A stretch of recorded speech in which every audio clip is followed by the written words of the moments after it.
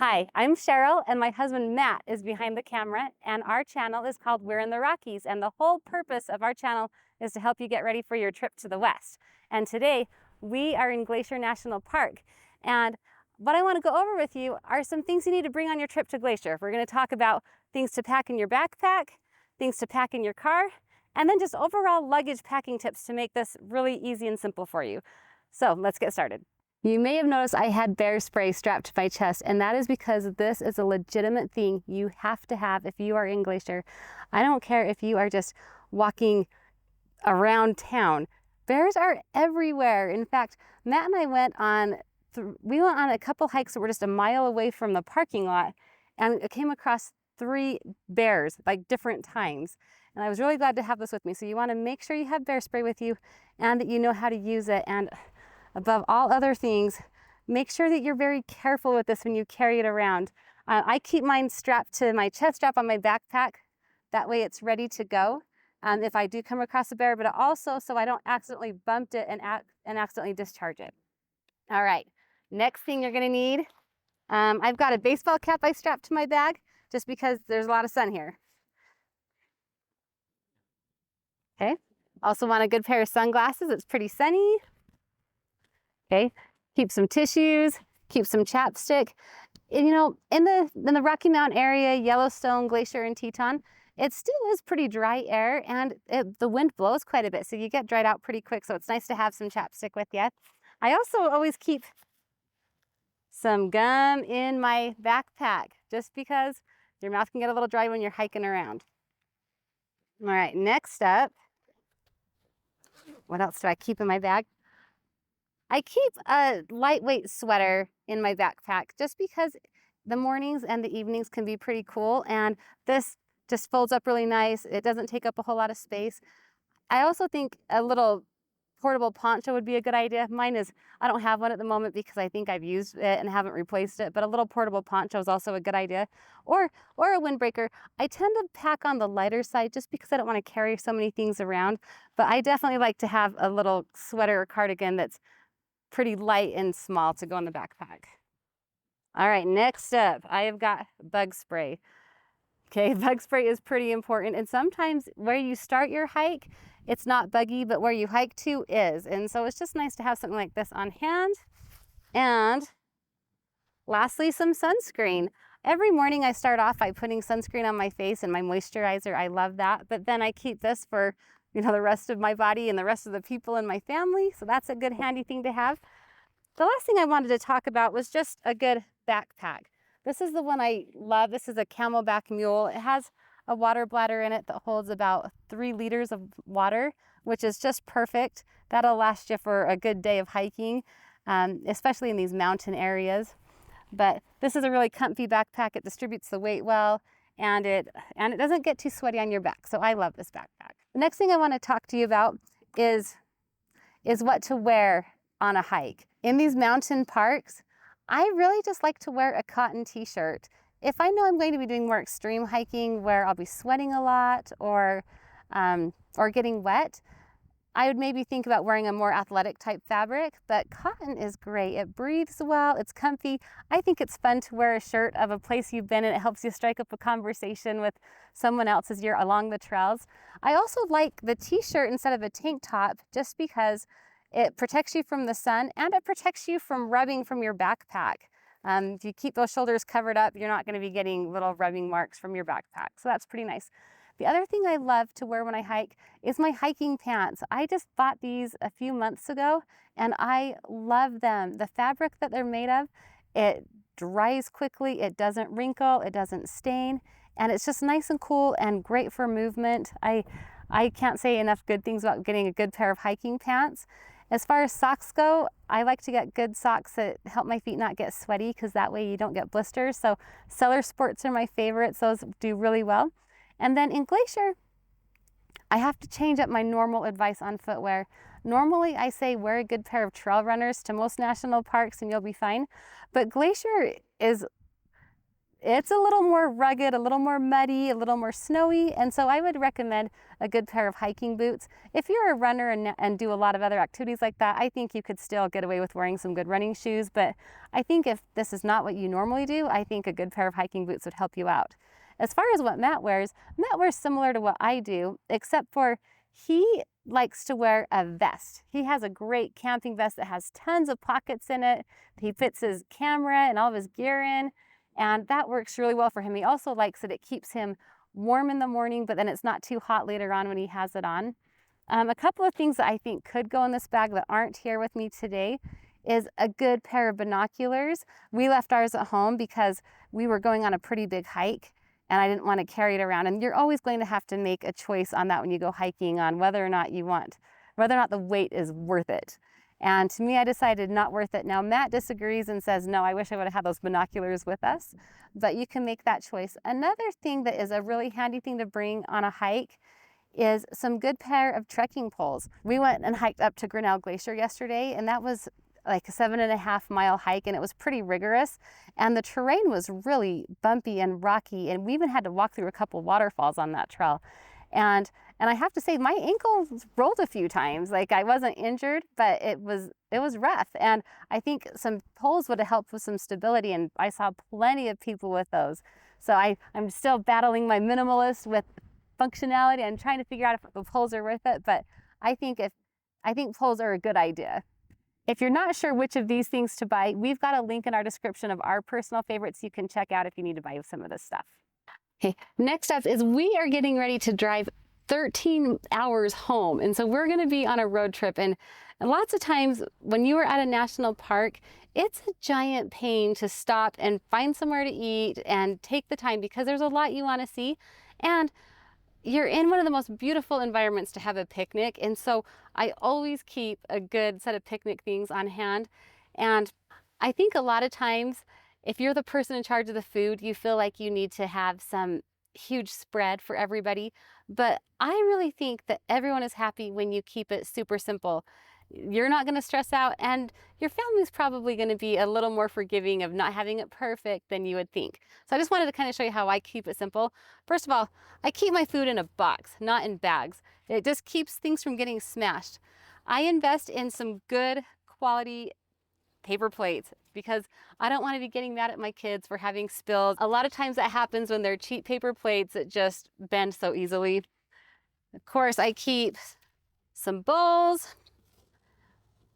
You want to make sure to bring along some bags for snacks or for sandwiches because a lot of times you might have to pack your picnic lunch in. Paper towels. I love to have cereal for breakfast. So we've got our cereal. We've got, hey, I did good. We've got one day left and we only have a few snacks. I love it when that happens. And then, of course, we've got the peanut butter and honey for sandwiches. I love having stuff to make the two different kinds of sandwiches, the peanut butter or the meat, just because sometimes you need a meat sandwich and other times it's nice to not have to worry about keeping it cool. Now, in my cooler, I wanted to show you this cooler. This is a Lifetime cooler, and they make them in Utah, and they're a very high-end cooler comparable to a Yeti or an Orca. They're very, very nice. This says 9 days ice retention. I would say it's 4 days ice retention, but that's pretty good to only have to fill it up once on your trip. This cooler is huge and heavy duty. It's a 77 quart. That's cheaper than the Yeti. Oh, yes, Matt's right. This is about a third of the price of a Yeti, and I think it works fantastic. But they also make this in a 55 quart. I always am wondering if I should have bought the 55 because this is such a beaster. It's so big. But then I love that I can fit everything I need in here. And I don't know if you need to look in my cooler, but what I keep in here is milk, meat, cheese, lettuce. I always keep fruits and veggies just because it's not hard to pick up an extra bag of chips or a loaf of bread, but sometimes fresh vegetables and fruit are hard to come by, and especially if you're eating out, it's hard to get those things too. So I always make sure to keep a good stash of that. Now, the next thing I wanted to show you that I keep in my car is a good water jug.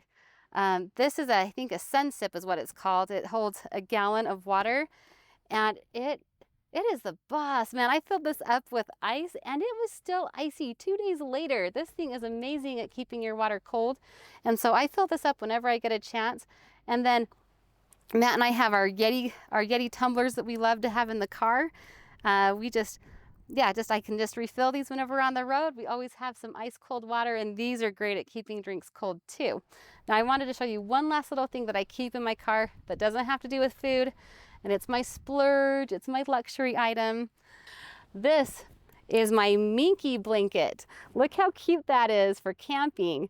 Has my s'mores on it.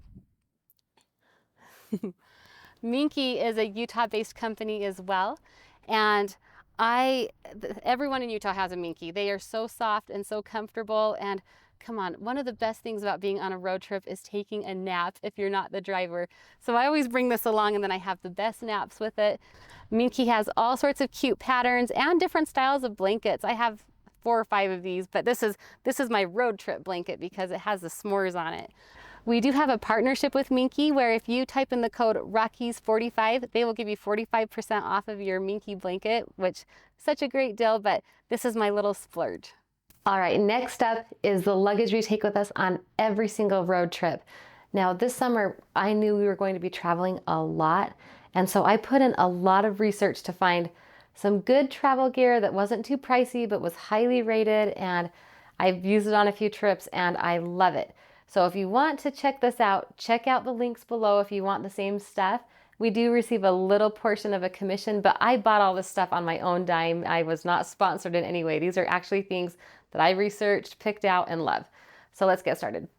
Okay, the first thing to know is I believe in a 1 bag rule. 1 bag per person, and that is it. It doesn't matter if you're on a road trip, if you're flying somewhere, even if you're camping, just take 1 bag. It's going to make your life easier. Right now we're checking into our hotel. We're actually at the Prince of Wales Hotel today. I can't believe we're here. This is so cool. But this is going to be great because my bag is not going to be taking up a lot of space in a room. Now, normally when we travel, we have 6 people in our family. Imagine 6 or 12 bags throughout a hotel room. 6 is way better than having 12 bags in a hotel room, in a car, on a plane. So just pick 1 bag, pack it in there, and call it good. Okay, so let's get started with what's in my bag. Okay, first of all, this is a great bag, but this is actually my second choice bag. This is one of those Amazon backpacks, and it's pretty great because you wear it like a backpack, so you're not having to deal with the rollies on stairs and things like that, but it opens like a suitcase, so it's easier to manage your stuff. So I wanted to show you the first thing is I have a little carabiner on here, and this is just handy with keeping my zippers together. Now, I don't have it all carabinered up today, but when I fly, I do, because I don't want to have my luggage pop open and lose my stuff. So a good little carabiner is really helpful. Okay, now I'm gonna open it up. Okay, inside I have got packing cubes. Okay, I'll show you this in a minute. This is my new very, very favorite thing. But I've got packing cubes. I have got a cube for all my socks and underwear. We are on our last leg of our trip, so this is getting pretty empty, but I keep my socks and underwear in one. I keep like pants, dresses, sweaters, things like that in another cube. I have 1 cube for like my flat iron, my brush, things like that. I've got a packing cube right here. You can see this is for my shirt and my shirts. So I've got a few shirts in there, and I want you to notice the sizes on here. These cubes are bigger than this one. So this is a small cube. This is a medium cube. This is a slim cube right here. And then this last one, I've been wondering for a while what to do with the larger size, but this is perfect. This is my dirty clothes cube. We're almost done with the trip. I've been sticking my dirty clothes in here, and now I've got a laundry bag for when it's time for me to do my laundry. It is that easy. Okay, now I want to show you my new favorite thing, and that is my toiletry bag. One problem that we encounter often, whether you're at a campground or at a hotel, is a lot of times the sink does not have very much counter space. And so we watched a lot of Rick Steves videos before traveling to Europe, and he convinced me to get a bag like this, and I take it everywhere. I love this so much. So this is so handy. I just unzip it.